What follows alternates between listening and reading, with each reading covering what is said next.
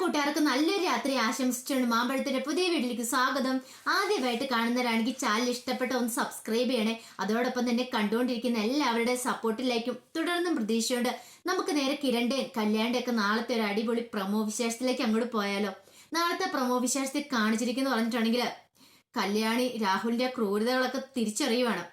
അപ്പൊ ആൽബിക്കിട്ട് വെച്ച പണിയാണ് അർജുനിട്ട് കൊണ്ടിരിക്കുന്നത്. അപ്പൊ അത് അറിഞ്ഞു കഴിഞ്ഞാൽ പിന്നെ കല്യാണി വെറുതെ ഇരിക്കുവോ? അപ്പൊ കല്യാണിക്ക് ഫുൾ സപ്പോർട്ടുമായിട്ട് കിരൺ എത്തുന്നുണ്ട്. അതിന്റെ വിശേഷങ്ങളൊക്കെയാണ് നാളെ കാണാൻ പോകുന്നു പറഞ്ഞിട്ടുണ്ടെങ്കിൽ. ഇന്ന് തന്നെ നമ്മൾ അവസാനം കണ്ടേന്ന് പറഞ്ഞിട്ടുണ്ടെങ്കിൽ കല്യാണി മാധ്യമങ്ങൾക്കൊക്കെ റിപ്പോർട്ട് കൊടുക്കുന്നുണ്ട്. താൻ ഇതിന്റെ പുറകെ കാണും, കേസുമായിട്ട് പോകും, ഒരു കാരണവശാലും ഗുണ്ടകളെ വെറുതെ വിടാൻ പോകുന്നില്ല, ഈ ദ്രോഹം ചെയ്തവരാരാണെങ്കിലും അവരെ നിയമത്തിന് മുന്നിൽ കൊണ്ടുവരുന്നൊക്കെ. ഇതൊക്കെ ന്യൂസിൽ കൂടെ അറിഞ്ഞ് രൂപയും സോണിയൊക്കെ അറിഞ്ഞായിരുന്നു. പിന്നീട് കല്യാണി വീട്ടിലേക്ക് വന്നു കഴിഞ്ഞപ്പോൾ രൂപ പറയുന്നുണ്ട്, മോള് ചെയ്തത് നല്ല കാര്യമാ, മേഘനയുടെ കുടുംബത്തിനും അർജുന്റെ കുടുംബത്തിനും വേണ്ടി, അവർക്ക് രണ്ടുപേർക്കും വേണ്ടി. പക്ഷെ ഒരു കാര്യമുണ്ട്, ഈ പ്രശ്നങ്ങളെല്ലാം ഒതുങ്ങി കഴിയുമ്പോഴത്തേനും അവർ നിന്റെ ഒപ്പം നിൽക്കുവോ? കേസും കൂട്ടമായിട്ട് പോകാനായിട്ട് അർജുൻ സമ്മതിക്കുമോ എന്ന് ചോദിക്കുന്നുണ്ട്.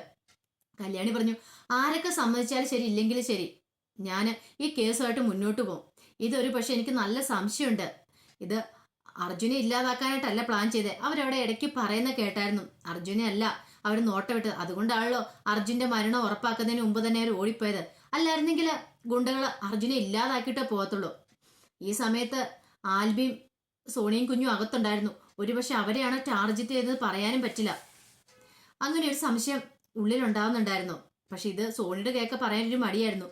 പിന്നീട് ഇത് രൂപയോടാണ് ഈ കാര്യങ്ങളൊക്കെ പറയുന്നത്. അപ്പൊ രൂപയ്ക്ക് ഒരു സംശയങ്ങളൊക്കെ തോന്നി. പിന്നീട് രൂപ കല്യാണ്ട് പറയുന്നുണ്ട്, ഞാൻ അവിടെ നിന്ന സമയത്ത്, രജിസ്റ്റർ ഓഫീസിൽ നിന്ന സമയത്ത് രാഹുലേന്റെ ഫോണിലേക്ക് കോള് വന്നായിരുന്നു.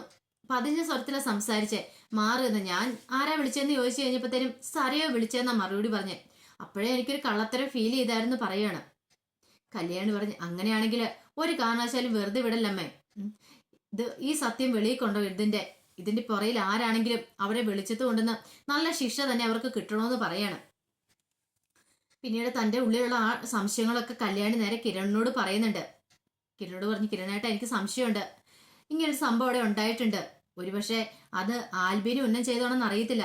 സ്വത്തുക്കളൊക്കെ സോണിയുടെ ആൽബിയുടെ പേരിലേക്ക് എഴുതി കൊടുക്കുക എന്ന് അറിഞ്ഞു കഴിഞ്ഞപ്പോഴത്തേനും രാഹുലങ്ങൾ ചെയ്ത പ്രവൃത്തിയാണെന്നും പറയാൻ പറ്റില്ല. ആൽബിനെ ഇല്ലാതാക്കുകയാണെങ്കിൽ സോണിയായിട്ടൊരു വിവാഹം മുടങ്ങും. പിന്നെ സ്വത്തുക്കളൊക്കെ എഴുതി കൊടുക്കേണ്ട വരില്ലോ.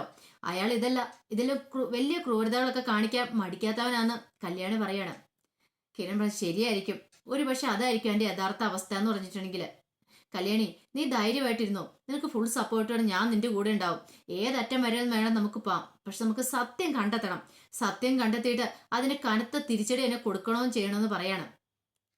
പിന്നീട് കിരൺ എന്ത് ചെയ്യുവാണ്, നേരെ വിളിക്കുന്ന പറഞ്ഞാൽ ആൽബിനെയാണ് വിളിക്കുന്നത്. ആൽബിനെ വിളിച്ചിട്ട് അവിടെ നടന്ന കാര്യങ്ങളെക്കുറിച്ചൊക്കെ അന്വേഷിക്കുന്നുണ്ട്. അപ്പൊ ആൽബി പറഞ്ഞു, ഞങ്ങൾ ടെക്സ്റ്റൈൽ ഷോപ്പിലായിരുന്നു. പിന്നീട് പുറത്തിറങ്ങി വന്നപ്പോഴാണ് കല്യാണത്തിനെ കാണാതിരുന്നേ. അപ്പോഴാണ് അറിഞ്ഞത് ഇങ്ങനെ അപകടം നടന്നു, ഹോസ്പിറ്റലിലേക്ക് കൊണ്ടുപോയതാന്നൊക്കെ. അതിനെക്കുറിച്ച് കൂടുതൽ ഞങ്ങൾക്ക് അറിയില്ല എന്ന് പറയണം. ഈ സമയത്ത് കിരൺ പറഞ്ഞു, അത് നല്ല സംശയമുണ്ട്, അയാൾക്കിട്ട് വെച്ചാണോ എന്ന്. രാഹുലിന്റെ സ്വഭാവം അറിയാലോ. ആൽബി, നീ ഒന്ന് സൂക്ഷിക്കുന്ന നല്ലതാ. ഒരുപക്ഷെ നിനക്ക് വേണ്ടി അയാൾ ഒരു പണി തന്നാണെന്നും പറയാൻ പറ്റില്ല. നീ സോണിയും കുഞ്ഞും അകത്തായിരുന്നല്ലേ പറഞ്ഞത്. ചിലപ്പോൾ ഗുണ്ടകൾക്ക് ആള് മാറിപ്പോയതായിരിക്കും, അവര് വന്ന് അതുകൊണ്ടായിരിക്കും ആക്രമിച്ചതെന്ന് പറയാണ്. ആൽബി പറഞ്ഞു, ശരിയാ, ഞങ്ങൾ അകത്തായിരുന്നു, ഞങ്ങൾ പുറത്തേക്ക് ഇറങ്ങി വന്നിരുന്നില്ല. ഈ സംഭവങ്ങളൊക്കെ നടന്നതിന് ശേഷമാണ് ഞങ്ങൾ വരുന്നതെന്ന് പറയണം. എന്താണ്, നീ ഒന്ന് സൂക്ഷിക്കുന്ന നല്ലതാട്ടോ. ഒരുപക്ഷെ അങ്ങനെ ഒരു ക്രൂരത കാണിക്കാത്ത രാഹുല് ഇനിയും ചിലപ്പോൾ അതിനപ്പുറവും കാണിച്ചെന്നിരിക്കും. അതുകൊണ്ട് പുറത്തിറങ്ങി നടക്കുമ്പോഴൊക്കെ എപ്പോഴും ശ്രദ്ധ വേണമെന്ന് പറഞ്ഞിട്ടാ കിരൺ ഫോൺ വെക്കുന്നേ. ഈ സമയത്ത് അഗസ്റ്റും വന്നിട്ട് ചോദിച്ചു, ആരാടാ മോനെ, ആരാ കോൾ ചെയ്തേന്ന് ചോദിക്കുകയാണ്. അതച്ചാ കിരണേട്ടനാന്ന് പറയണേ. അല്ല, അവനെന്താ ഈ സമയത്ത് വിളിച്ചേ? അല്ല, ഞാൻ പറഞ്ഞായിരുന്നല്ലോ ടെക്സ്റ്റൈൽ ഷോപ്പിന് മുന്നിൽ നിന്ന് അപകടം നടന്നൊക്കെ, കുറച്ച് ആക്രമികൾ ചേർന്ന് ഒരാളെ ഇല്ലാതാക്കാൻ ശ്രമിച്ചൊക്കെ. അതിനെക്കുറിച്ച് അച്ഛനോട് ഞാൻ പറഞ്ഞല്ലേ? ആ പറഞ്ഞു. അതിപ്പോ കിരണേട്ടനൊരു സംശയം, അത് എനിക്കിട്ട് വെച്ച പണിയാണോന്ന് രാഹുൽ എന്ന് പറയുന്ന ആ ദുഷ്ടൻ. അതെന്താ മോനെ അങ്ങനെ പറഞ്ഞ്? അല്ല, സ്വത്തുക്കളൊക്കെ എന്റെ സോണിയുടെ പേരിലേക്ക് പകുതി സ്വത്ത് രൂപാന്റെ എഴുതി വെച്ചല്ലോ. അപ്പൊ അത് എഴുതി തരാതിരിക്കാൻ വേണ്ടിയിട്ട് അയാൾ ചെയ്ത പണിയാണെന്ന് പറയാൻ പറ്റില്ല എന്നാ കിരണേട്ടൻ പറയണേ. ഇത് കേട്ട് കഴിഞ്ഞപ്പോഴത്തേനും പെട്ടെന്ന് തന്നെ ആവശ്യം, ശരിയാ, അയാൾ ആ ക്രൂരത ചെയ്യാൻ മടിക്കാത്തവനാ. കാരണം സേനനെ രൂപനെ ഇത്രയും വർഷങ്ങളായിട്ട് അകറ്റി നിർത്തി അയാൾ ഒറ്റ എഴുത്തിനാ. അയാൾക്ക് പണത്തിന് വേണ്ടിയിട്ട് രൂപയുടെ സ്വത്തുക്കളൊക്കെ അടിച്ചെടുക്കാൻ വേണ്ടി അയാൾ ആ ക്രൂരത ചെയ്തേ. അങ്ങനെ അത്രയും വലിയ ക്രൂരത ചെയ്ത് ഇത്രയും കാലം അവരെ തമ്മിൽ അകറ്റി നിർത്തി അയാൾക്ക് സ്വത്തുക്കൾ കൈവിട്ടു പോകുന്ന കണ്ടു കഴിഞ്ഞപ്പോഴത്തേനും സഹിച്ചു കാണില്ല. അതുകൊണ്ട് ഒരുപക്ഷെ നിന്നെയും സോണിനെ ഇല്ലാതാക്കാനായിട്ട് ആൾക്കാരെ ഏർപ്പാടാക്കിയതായിരിക്കും.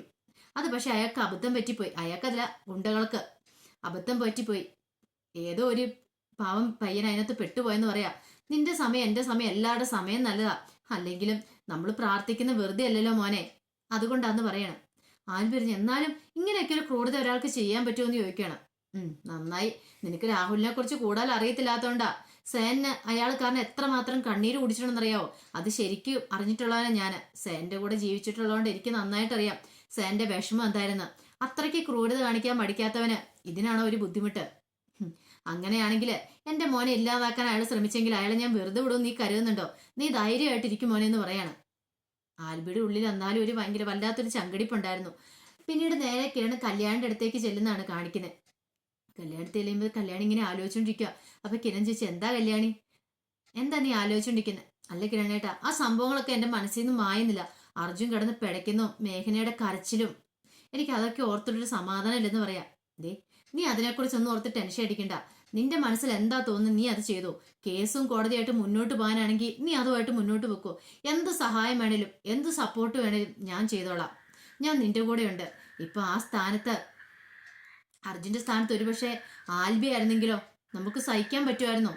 കല്യാണി പറഞ്ഞു, എനിക്ക് അതിനെക്കുറിച്ച് ചിന്തിക്കാൻ പോലും പറ്റില്ല എന്ന് പറയാണ്. അപ്പൊ നീ അത് മാത്രം ചിന്തിച്ചാൽ മതി. ഇനി നമുക്ക് ഇതുമായിട്ടും കൂടെ മുന്നോട്ട് പോവാ. വരുന്ന വഴിക്ക് കാണാം. ഇതിന്റെ പുറയിൽ ആരാണെങ്കിലും അവർക്ക് അതിൻ്റെ തക്ക ശിക്ഷ കൊടുക്കണമെന്ന് പറയാ. കല്യാണി ശരിയാ. ഇതിന്റെ പുറയിലെ രാഹുൽ എന്ന് പറയുന്ന ആ ദുഷ്ടനാണെങ്കിൽ അയാൾ ഒരു കാരണവശാലും വെറുതെ വിടല്ലേ.